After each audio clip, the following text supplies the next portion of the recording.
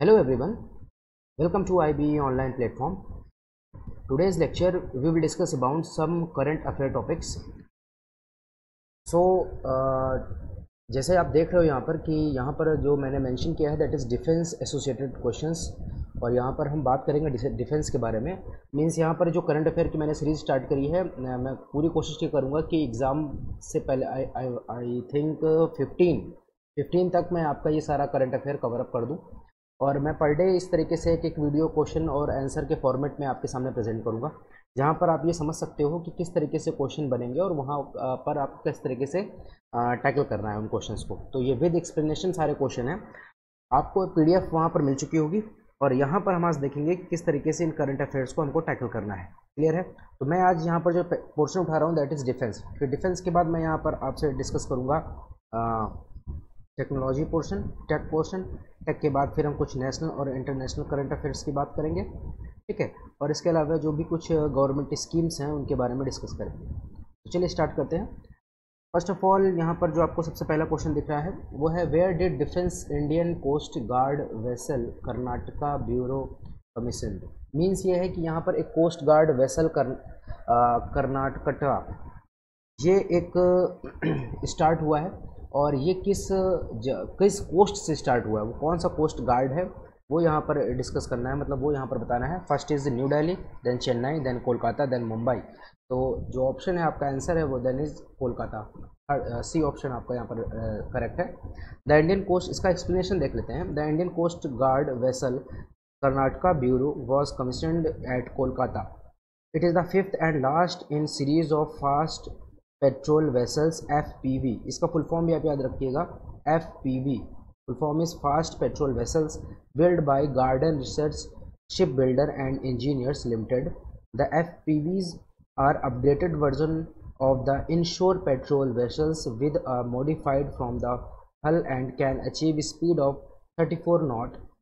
Clear है? तो यहाँ पर जो मेन चीज़ आपको याद रखनी है वो ये याद रखनी है कि what is the full form of FPV and then आपको याद रखना है कौन सी कंपनी है, garden research ship builder and engineers, ये प्राइवेट लिमिटेड है, इसने इसको क्रिएट किया है। तो जो मेन पॉइंट है, इसलिए मैंने यहाँ पर एक्सप्लेनेशन ऐड किया है कि जो मेन पॉइंट है उसको आप वहाँ से निकाल सकते हो, ठीक है। ओके, नेक्स्ट क्वेश्चन देखते हैं यहाँ पर। Which branch of defence has signed contract worth RS 409 crore for supply of multi mode hand grenade to army. Clear है? Indian army, ministry of defence, Indian air force, IAF and none of these. तो यहाँ पर जो आपका answer है वो है ministry of defence. Defence ministry ने इसको पास किया है। Defense Ministry on Thursday signed a contract with Nagpur-based company for supplying 10 lakh multi-mode hand grenades to the Indian Army at an approximate cost 409 crore. The grenade will replace the hand grenade design of World War II। Means आप समझ सकते हो कि world war second के time पर जो grenades का use हो रहा था उसको हटा करके हम रिप्लेस करके नए ग्रेनेड्स को क्रिएट कर रहे हैं। तो याद रखिएगा कि ये जो मिनिस्ट्री ऑफ डिफेंस के साथ ये बिल्कुल बॉन्ड हुआ है कि आप हमको नए ग्रेनेड्स हैं उनको सप्लाई करिए। क्लियर है? यहाँ इंडियन आर्मी नहीं है, इंडियन एयरफोर्स नहीं है, मिनिस्ट्री ऑफ डिफेंस है।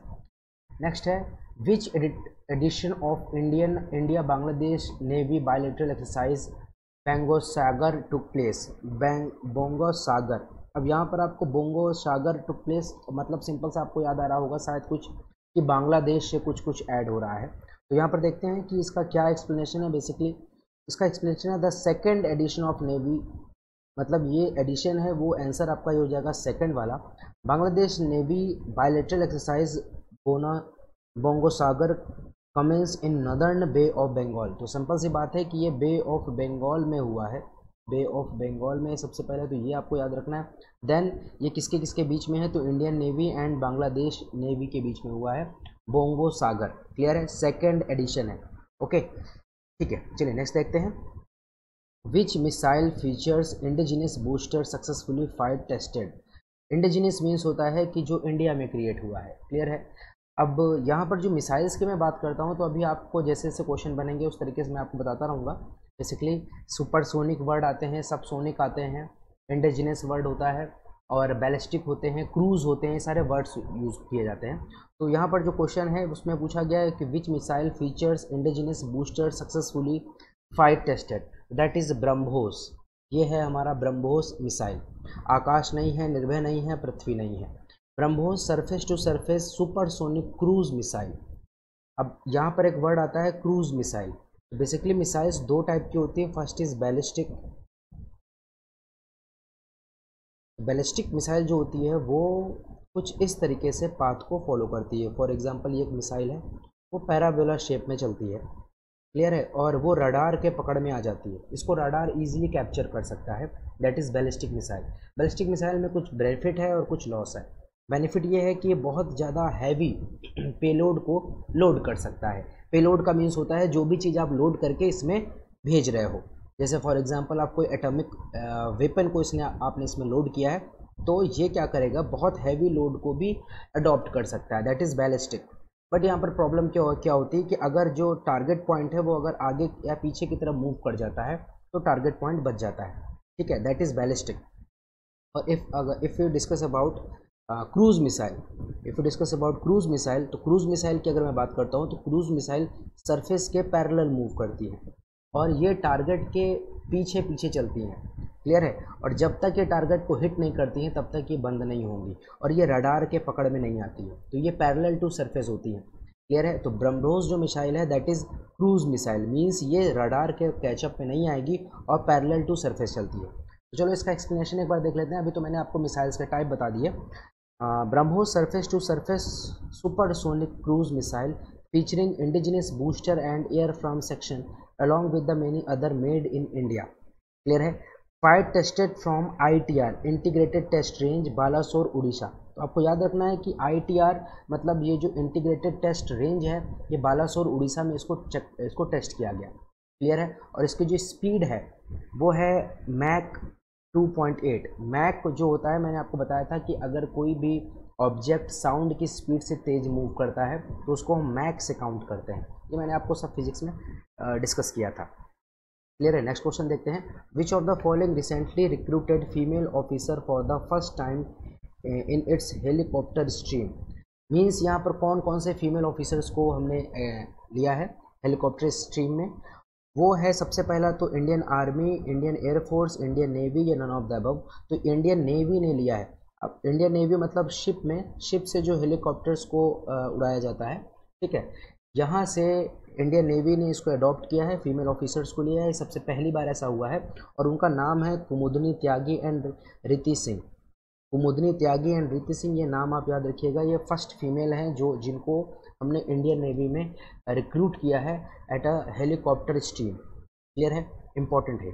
Next, first batch of how many Rafale aircraft formally inducted into Indian air force IAF 4, 5, 8, 10। ये इंपॉर्टेंट क्वेश्चन है क्योंकि काफ़ी टाइम ये न्यूज़ में रहा है और ये डिस्प्यूटेड भी रहा है, ठीक है। तो ये 5 एयरक्राफ्ट को हमने मंगाया था, क्लियर है। तो इसका हम एक बार एक्सप्लेनेशन देख लेते हैं। The first batch of 5 Rafale fighter jet was formally inducted into the Indian Air Force on 10 September 2020 at the Air Force Station in Ambala। ये लोकेशन भी याद रखिए कि ये अम्बाला में, क्लियर है। They have been inducted in the Indian Air Force 17 Squadron Golden Arrow based in Ambala। तो ये गोल्डन एरो बेस्ड है, ये भी आपको याद रखना है, golden arrow. The first 5 Rafale aircraft had arrived from France on 27th July। तो फ्रांस से ये 27th जुलाई को निकले थे और ये इंडिया में कब पहुँचे हैं, तो ये है 10 सितंबर 2020, क्लियर है, 2020 में ये पहुँचे हैं और ये 5 हैं और अम्बाला में पहुँचे हैं और गोल्डन एरो बेस इनका है, क्लियर है। Okay, next question. When will India formally inducted Rafale fighter jets. तो राफेल फाइटर जेट्स, ये बिल्कुल सेम क्वेश्चन, मतलब उसी से थोड़ा मिलता जुलता है। यहाँ पर डेट पूछी गई तो अभी मैंने आपको बताया था सितंबर 10, और इसका अगर हम देखेंगे एक्सप्लेनेशन तो इसमें भी यही चीज़ मेंशन है। Rafale fighter jet will formally inducted into the Indian air force by union defence minister Rajnath Singh. तो यहाँ से एक क्वेश्चन ये भी बन सकता है कि यूनियन डिफेंस मिनिस्टर कौन है, that is Rajnath Singh, on September 10, 2020 at the Ambala airbase in Haryana, ठीक है। तो ये सबको पता होगा कि हरियाणा में ही अम्बाला है, ओके, तो French defence minister Florence partly will be invented for the induction ceremony. वो तो इनको इनवाइट किया था, ये उतना इंपॉर्टेंट नहीं है, बट आपको ये डेट याद रखनी है। 5 एयरक्राफ्ट थे, ये याद रखना है, क्लियर है। और हमने किससे लिया है, फ्रांस से इसको अडॉप्ट किया है, क्लियर। नेक्स्ट क्वेश्चन क्या है हमारा, वो देखते हैं। नेक्स्ट क्वेश्चन है हमारा, ammunition factory Khadki Pune handed over 40 mm under barrel grenade launcher to which force, किस फोर्स को इन्होंने बैरल ग्रेनेड लॉन्चर प्रोवाइड किया है, क्लियर है। तो सबसे पहले यहाँ पर CRPF है, BSF है, इंडियन एयरफोर्स है और ITBP है, इंडो तिब्बत बॉर्डर फोर्स आप बोल सकते हो। तो यहाँ पर BSF है, इसका बॉर्डर सिक्योरिटी फोर्स को दिया गया है 40 mm बैरल ग्रेनेड लॉन्चर। तो इसके बारे में एक्सप्लेनेशन देख लेते हैं। On August 11, 2020 the first consignment of 40 mm under barrel grenade launcher UBGL, ये इसका फुल फॉर्म है, was handed over to border security force which is designed and manufactured indigenously, मतलब ये इंडिया में क्रिएट हुए हैं, by the ammunition factory Khadki in Pune Maharashtra, ये महाराष्ट्र में क्लियर हुए हैं। और on the lines of the Atmanirbhar Bharat self reliant India, ये आत्मनिर्भर भारत वर्ड जब लॉकडाउन के टाइम पर मोदी जी के ने काफ़ी यूज़ किया है, तो आपको याद रखना है कि BSF बॉर्डर सिक्योरिटी फोर्स को ये दिया गया है बैरल ग्रेनेड लॉन्चर, क्लियर है। Next, what is the name of India first private aerospace company to test fire first of its kind upper stage rocket engine, rocket engine कौन सा है और वो किस कंपनी ने इसको क्रिएट किया है पहली बार, राफेल, विक्रांत, रमन एंड अर्जुन। तो यहाँ पर याद रखिए आपका आंसर है Raman, that is Raman, clear है। विक्रांत नहीं है, राफेल नहीं है, अर्जुन नहीं है। तो आपको याद रखना है कि ये कंपनी है, इसका नाम है Skyroot aerospace, Hyderabad Telangana में है ये Skyroot aerospace. Indian aerospace startup successfully test fire on upper stage rocket engine Raman, India's first 100% 3D printed bio-propellant liquid rocket engine injector named after the Nobel lecturer Sir C.V. Raman and become the first aeroscope company in India। तो आपको यहाँ पर 2-3 चीज़ याद रखनी है। First is sky root एरोस्कोप, ये company एक important है, स्काई रूट, ठीक है, ये हैदराबाद में है। नेक्स्ट रमन, आपको याद रखना है ये रॉकेट इंजन का नाम है रमन, क्लियर है, ओके। और ये इंडिजिनस है, इंडिया से क्रिएट हुआ है। नेक्स्ट देखते हैं, the first 5 of 36 Rafale fighter jet from France landed at which airbase station of India air force. ये सेम क्वेश्चन है वहीं पर, और अम्बाला एयरफोर्स स्टेशन है, ये आपको मैंने बताया था। और यहाँ पर काफ़ी कुछ इसका डिटेल एक्सप्लेनेशन है, इसको आप यहाँ पर पढ़ सकते हो। तो ये कितने का एग्रीमेंट हुआ था, 59,000 करोड़ इंटर गवर्नमेंट एग्रीमेंट था, और ये फ्रांस और इंडिया के बीच में है। अगर यूरो की बात करते हैं तो 7.87 बिलियन यूरोस में ये बात हुआ था। That was signed between India and France on September 2016।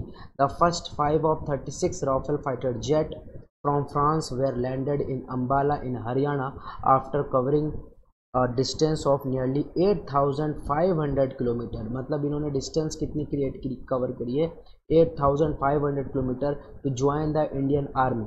The 5 aircraft include 2 twin seater trainer aircraft and 3 single seater fighter aircraft.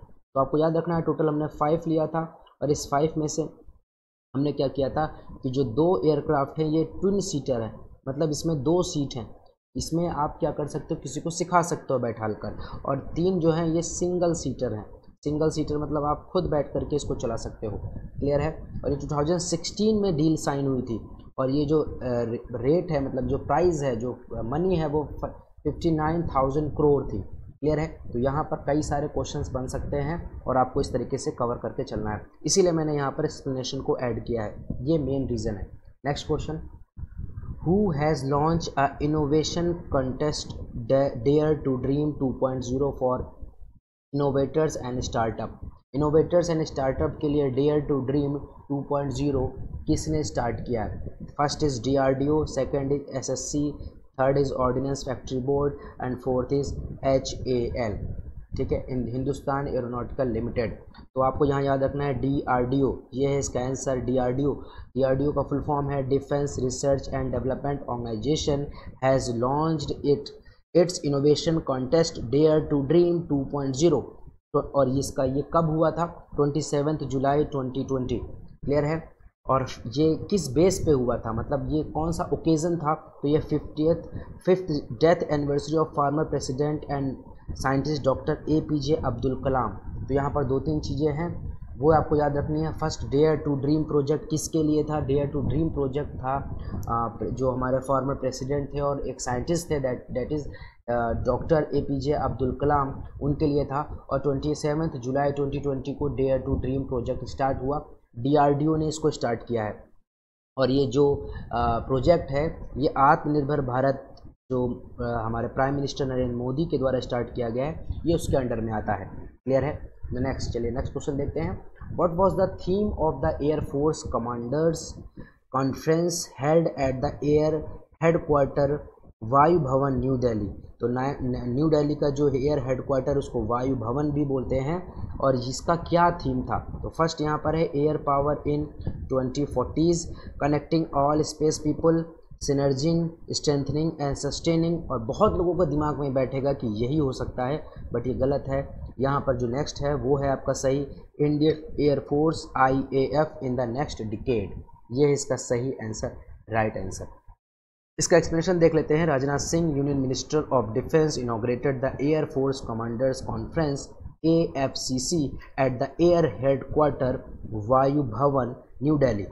The conference, chaired by Chief of the Air Staff, Air Chief Marshal Rakesh Kumar Singh Bhadauria, was conducted from 22nd July 2020 to 24th July 2020.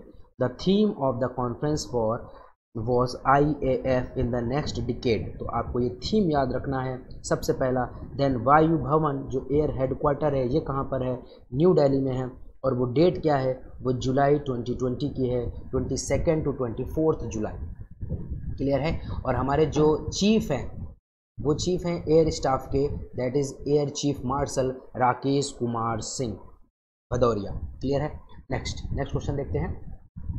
India Navy has conducted a passage exercise PASEX with which country? किस country के साथ हमने ये exercise की है? That is PASEX।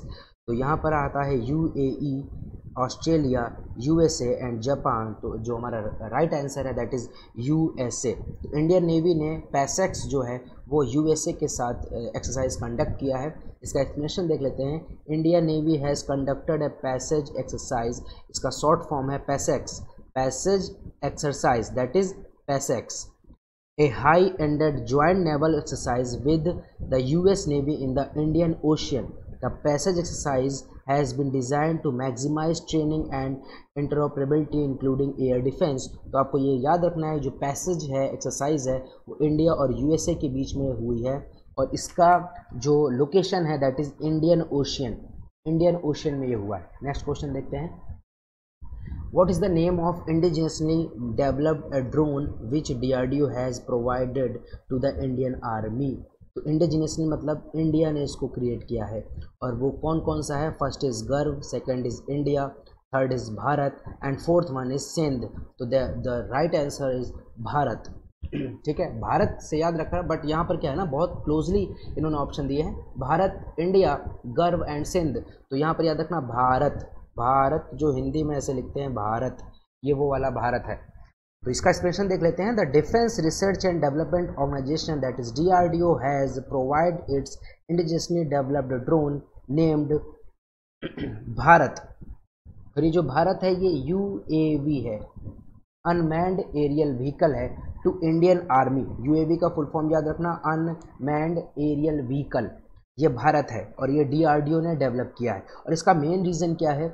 ये जो line of actual control in eastern Ladakh, मतलब जो हमारा पाकिस्तान से और जो हमारा चाइना से जो भी उस समय काफ़ी तनातनी और टेंशन वाली प्रॉब्लम्स थी, उसको थोड़ा सा सॉल्व करने के लिए हमने ये काम किया है कि एक तरीके से मॉनिटरिंग हो सकती है।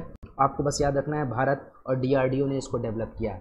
ये हमने किसी से मंगाया नहीं है, ये खुद का है, नाम से ही क्लियर है। Next question, which anti tank guided missile has been successfully tested fired by the Indian armed force.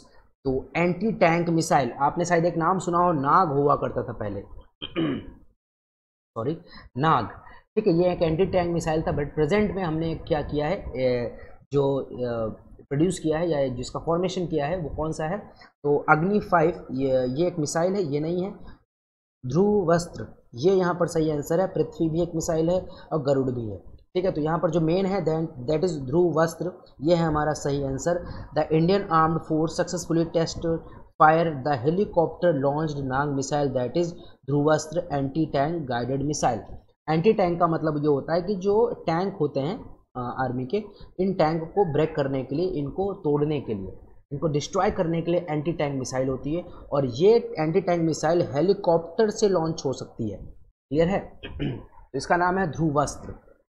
The flight test trial were done without a helicopter on 15 to 16 July एट ITR बालासोर उड़ीसा। ये मैंने आपको बताया था। ठीक है, okay, तो चलिए नेक्स्ट क्वेश्चन देखते हैं। Malabar naval exercise is between India and which other 2 countries. देखो मालाबार है, ये बहुत इंपॉर्टेंट है। मालाबार एक्सरसाइज में 3 कंट्रीज हैं, तो यहाँ पर इसने बोल दिया है कि एक तो इंडिया है, और इंडिया के साथ कौन कौन आता है, तो यहाँ पर याद रखना कि 3 कंट्रीज हैं। एक तो जापान हो गया, दूसरा USA हो गया, और थर्ड वन इज इंडिया। तो इंडिया ऑलरेडी इसने क्वेश्चन में दिया है, और तो हमारे पास USA और जापान जिस क्वेश्चन में है that is USA and Japan, और ये है third option. UK and Japan नहीं है, UK एंड USA नहीं है, एंड USA एंड ऑस्ट्रेलिया नहीं। बट यहाँ पर एक ट्विस्ट है, और ट्विस्ट क्या है कि यहाँ पर ऑस्ट्रेलिया को ऐड करने की बात की जा रही है, वो हम एक्सप्लेनेशन में देखेंगे। India ministers of defence recently discuss the issue of adding Australia to the trilateral Malabar naval exercise. Trilateral का मीन्स है 3 लोग।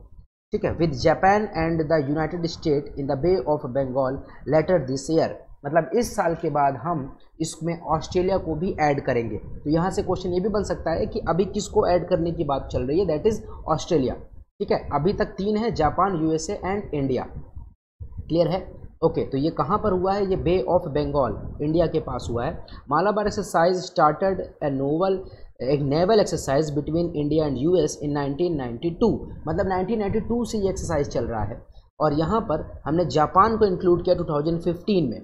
ठीक है, तो ये मालाबार जो था ये इंडिया और USA का था।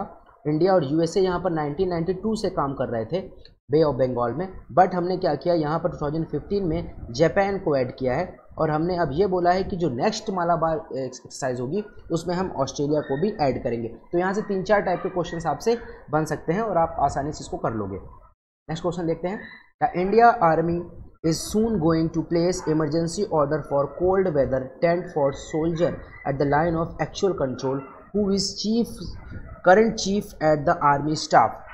ठीक है, तो यहाँ पर कोल्ड वेदर के लिए जो सोल्जर्स के लिए जो टेंट की प्रोवाइड करना है, ये सारा बातें हुई है। बट यहाँ पर जो क्वेश्चन पूछा है घुमा फिरा के, वो पूछा गया कि करंट चीफ कौन है आर्मी स्टाफ का।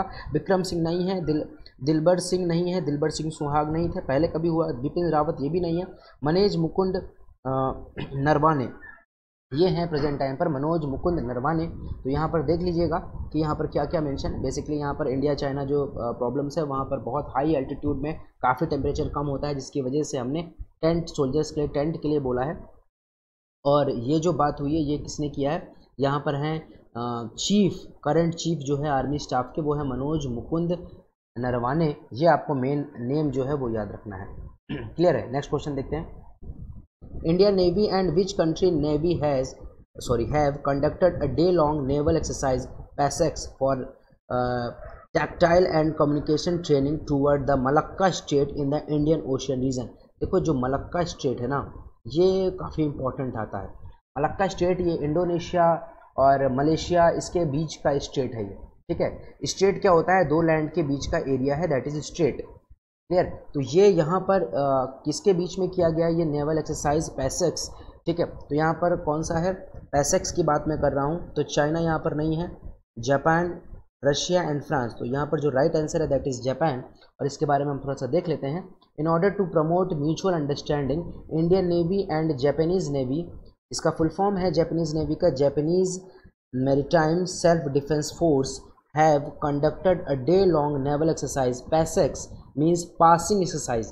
पैसेक्स मीन्स पासिंग एक्सरसाइज, क्योंकि हमको स्ट्रेट को पास करना है। स्टेट को पास करना है, इसलिए इसका नाम है रखा गया है पैस-एक्स, पासिंग एक्सरसाइज, और इसका शॉर्ट है पैस-एक्स, for tactile and communication training toward the Malacca state in the Indian Ocean region. It was the 15th exercise undertaken by the navies of these two nations in the last 3 years. ठीक है, तो आपको बस ये याद रखना है कि जापान के साथ ये हुआ है, और ये पैस-एक्स है। पैस-एक्स कहाँ पर है? मलक्का स्टेट में है, क्लियर है, और ये पासिंग एक्सरसाइज है। ओके, चलिए नेक्स्ट क्वेश्चन देखते हैं।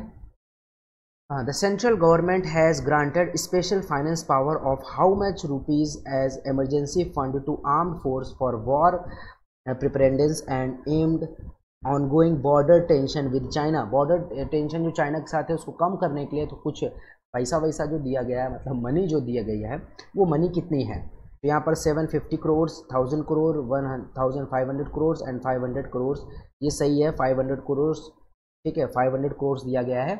तो इसके बारे में थोड़ा सा देख लेते हैं। The central government has granted special finance power ₹5000 crore as emergency fund to arm force for war preparedness amid ongoing border tension with China.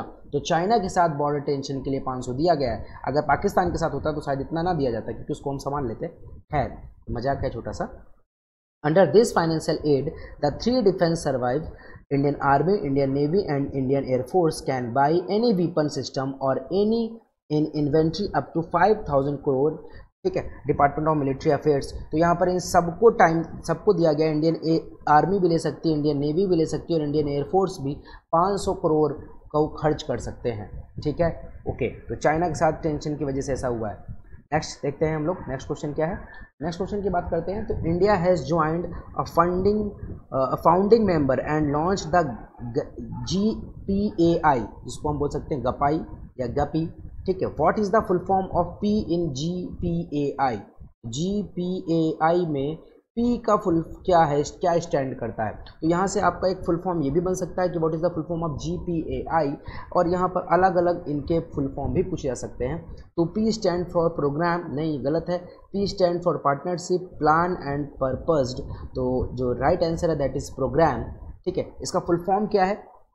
इसका फुल फॉर्म है GPAI का G stand for global, P stand for partnership, A stand for artificial and I stand for intelligence, that is global partnership on artificial intelligence, that is GPAI or GPA.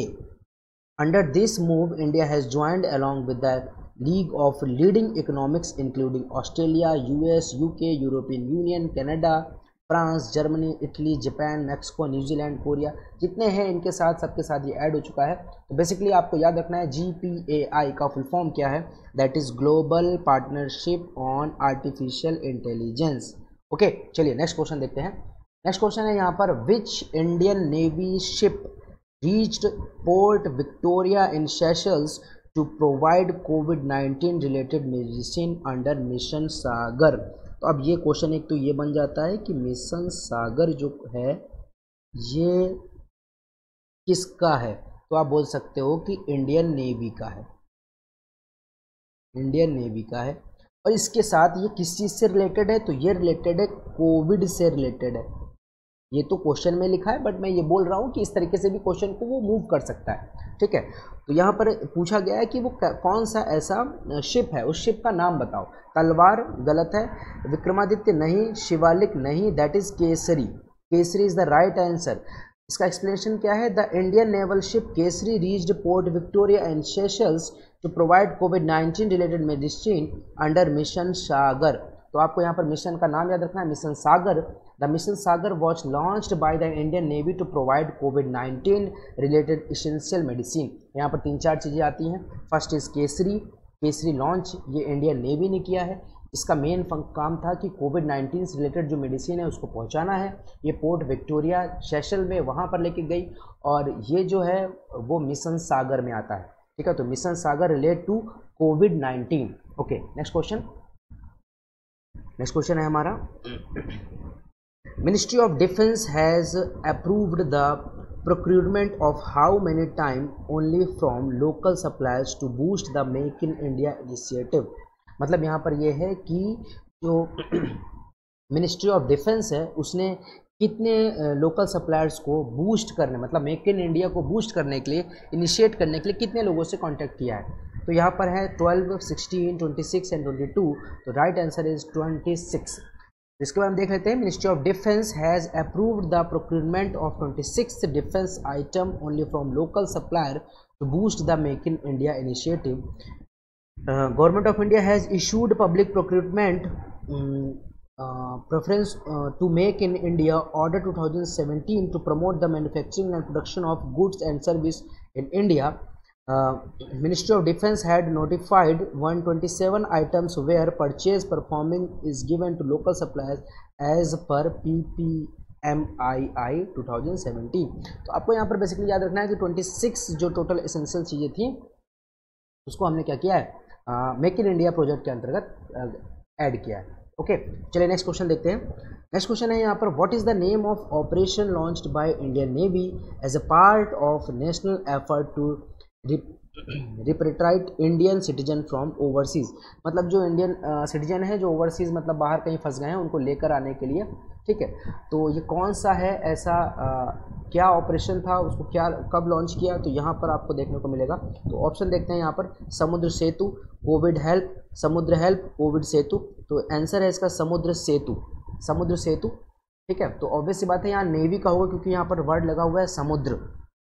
अब यहाँ पर हम बात करते हैं कि क्या इसका एक्सप्लेनेशन है। इंडियन नेवी लॉन्च ऑपरेशन समुद्र सेतु। तो यहाँ से पहला क्वेश्चन है कि इंडियन नेवी ने लॉन्च किया है, meaning sea bridge as a part of national effort to repatriate Indian citizen from overseas.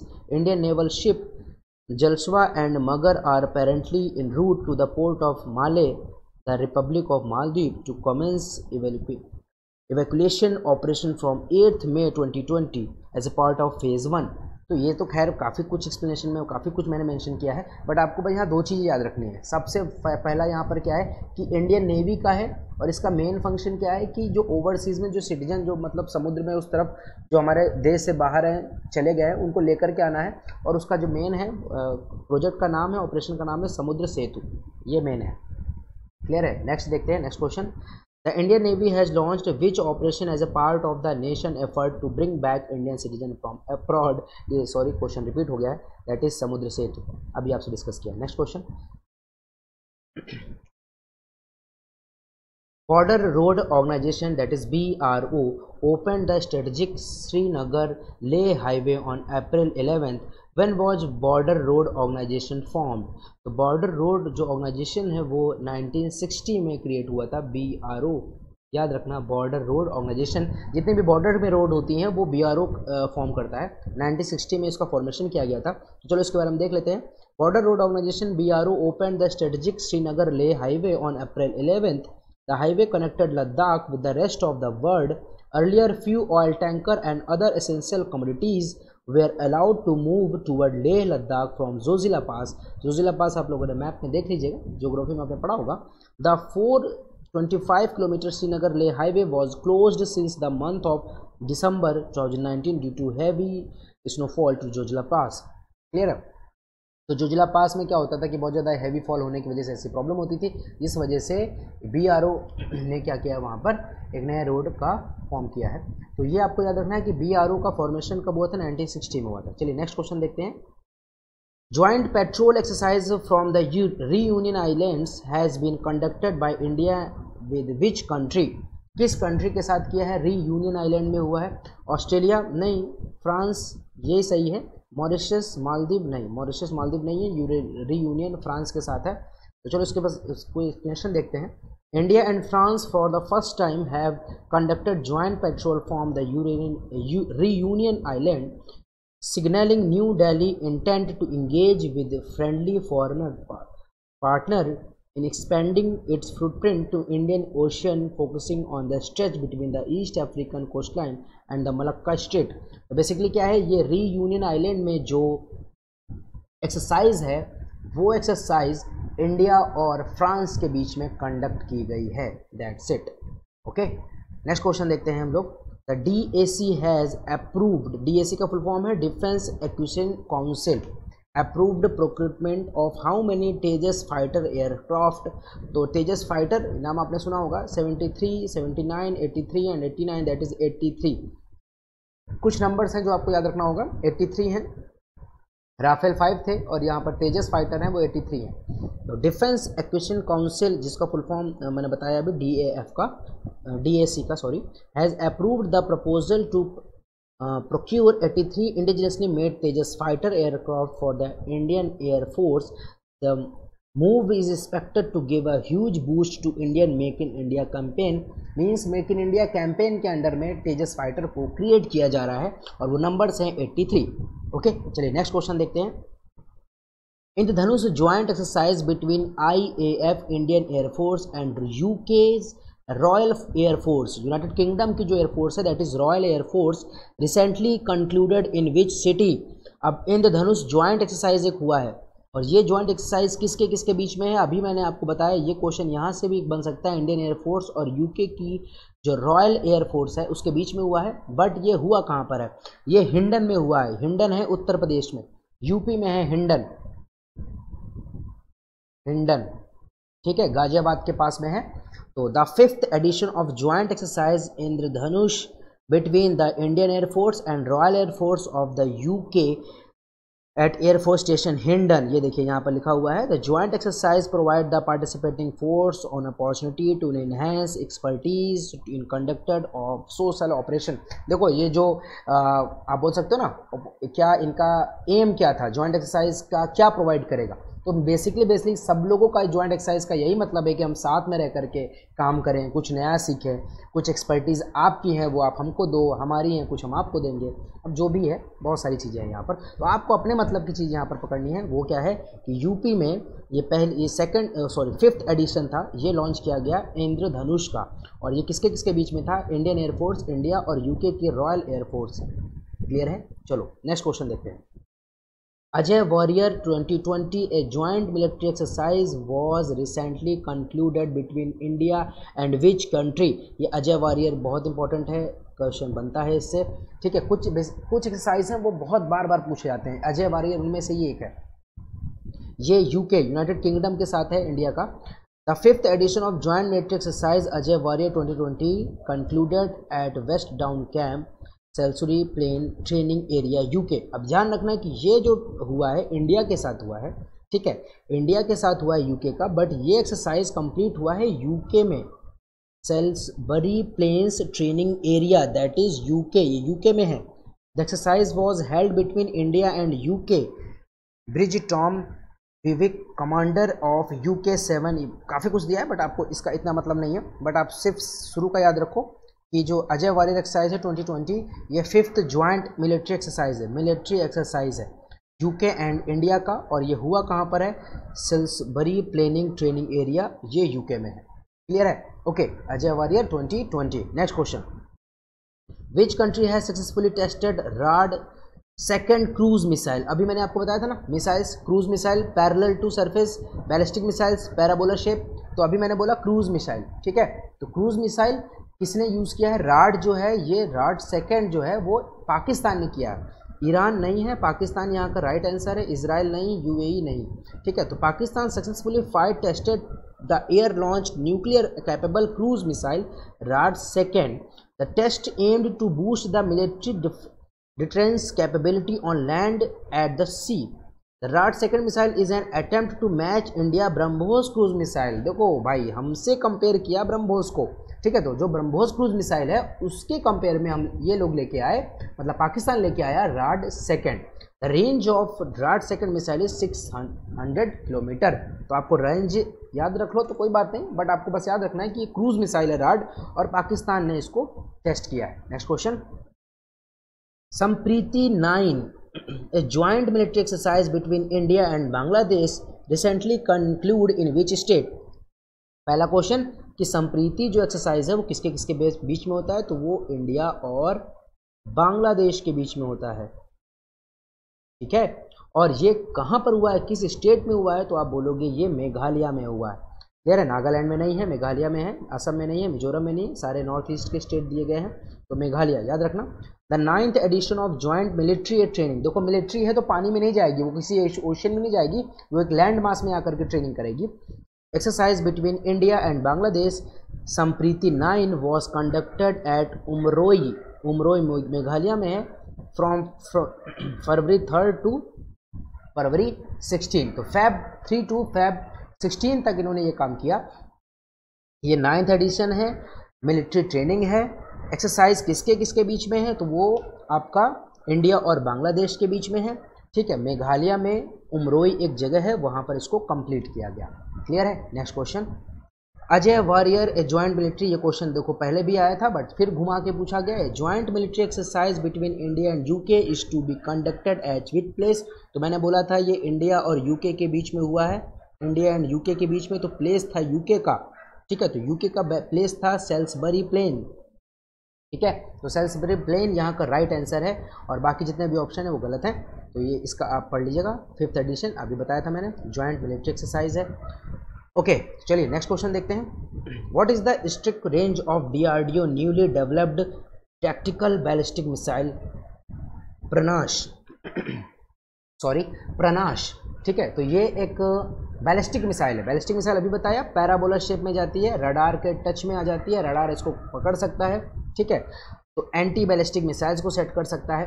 खैर हमें उस पर बात नहीं करनी है, तो हमको याद रखना है कि डीआरडीओ ने इसको डेवलप किया है। प्रनाश को किसने डेवलप किया है, डीआरडीओ ने डेवलप किया है। और इसकी रेंज क्या है, रेंज पूछी गई है, तो रेंज है इसकी 200 किलोमीटर्स। तो चलो इसके बारे में देख लेते हैं। To enhance the fire power of army and air force, India has started developing 200 kilometre strike range tactical ballistic missile Pranash.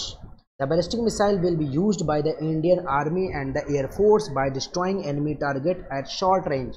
तो ये शॉर्ट रेंज की बैलिस्टिक मिसाइल है। ठीक है, और इसको दो लोग यूज़ कर सकते हैं, मतलब हमारी आर्मी भी यूज़ कर सकती है और हमारी एयर फोर्स भी इसका यूज़ कर सकती है।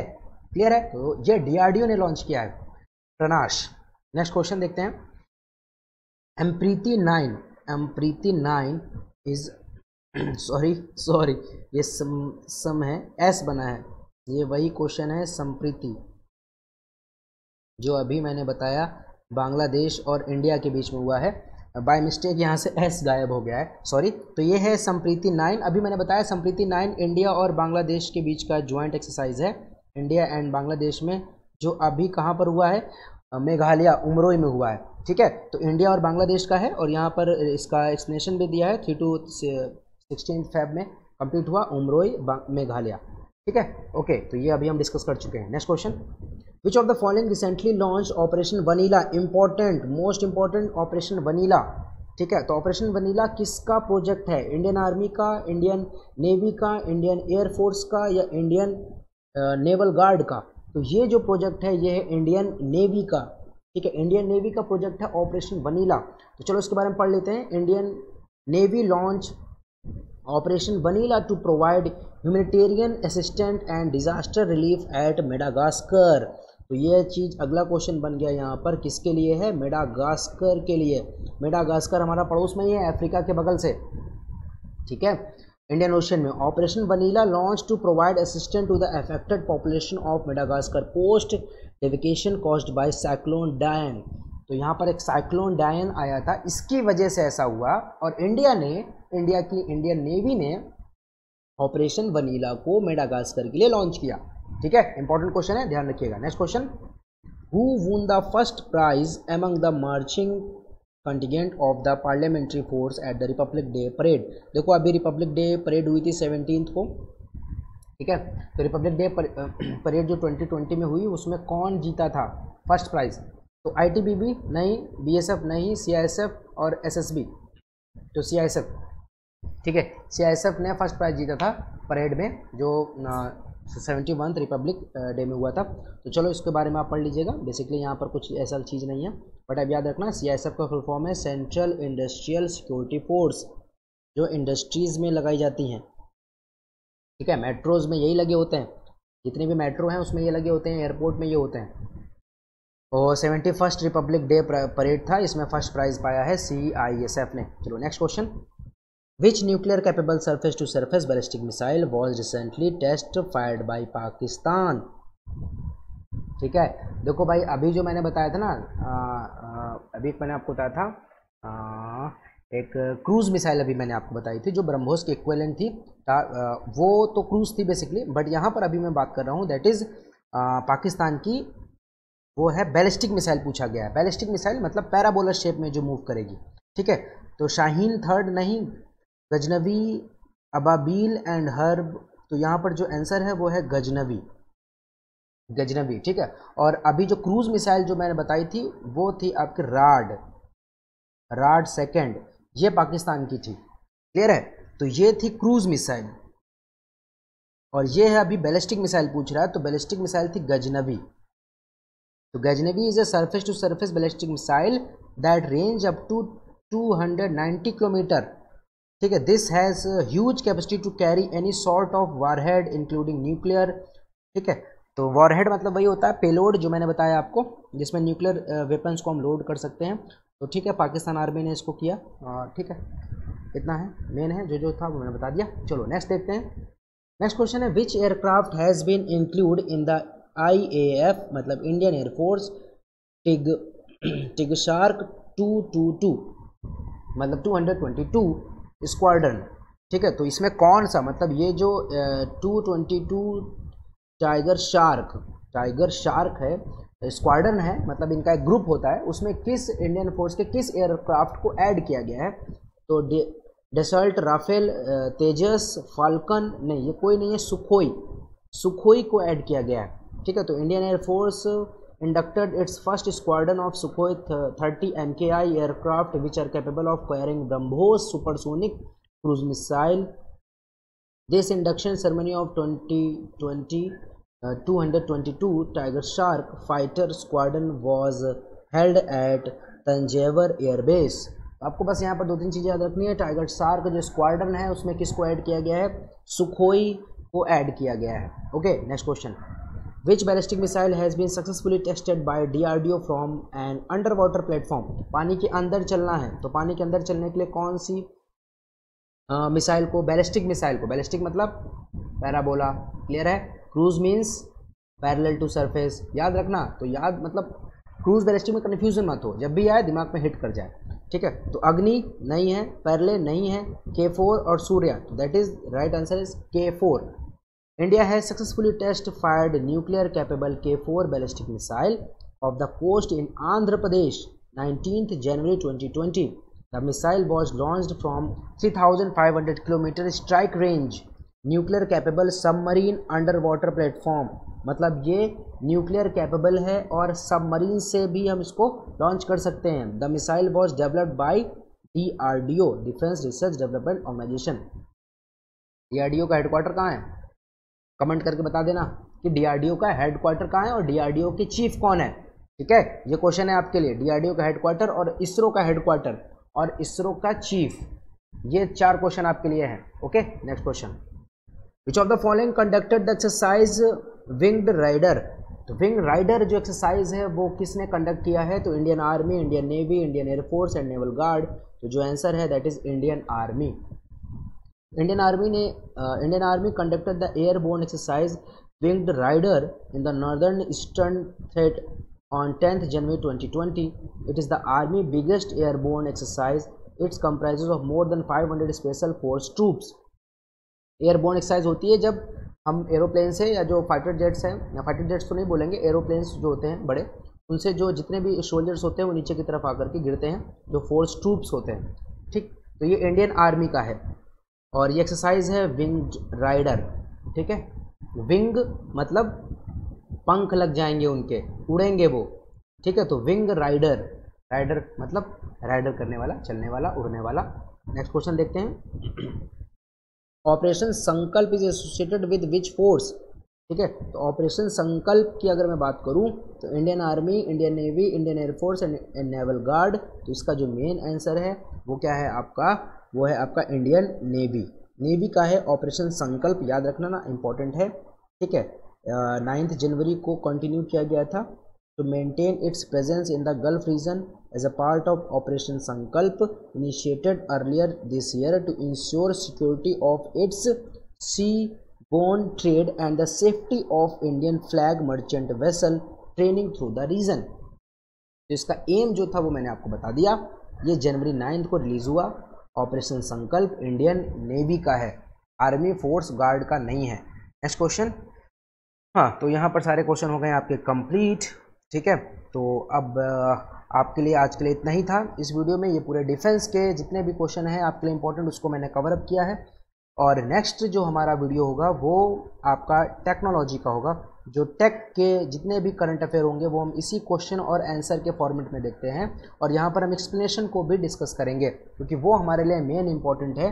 क्योंकि एक्सप्लेनेशन से हमें वो सारी चीज़ें भी समझ में आ सकती हैं कि क्वेश्चन और किस किस तरीके से घुमाया जा सकता है। ठीक है, तो ठीक है, इसको आप रिवाइज करिए, और करंट अफेयर का नोट्स आपको ग्रुप में दे दिया गया है, उसको भी आप रिवाइज करते रहिए।